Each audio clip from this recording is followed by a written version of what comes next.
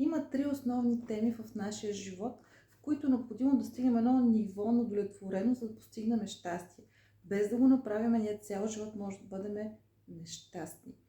Първата тема е свързана с нашата лична увереност и себеоценка. Втората тема е свързана с нашите взаимоотношения. И трета тема е свързана с нашето място в света и това, което правим в света.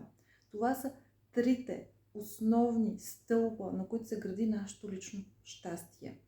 И един от тези три стълба да липсва, означава, че ние няма да се чувстваме добре. Всеки от нас на различно място в живота си и в момента една от тези три теми е по-актуална. Системата Гейм ключове може да е много точни и ясни насоки какво бих могли да направим, което е най-подходящо за нас самите, за да постигнем една удовлетвореност във всяка една от тези три теми. Най-лесният начин е да достигнем до тази информация, която дават Гейм ключовете, е лична консултация. Така че който от вас иска да подобри една от тези три теми в живота си, нека се свърже с мен за лична консултация.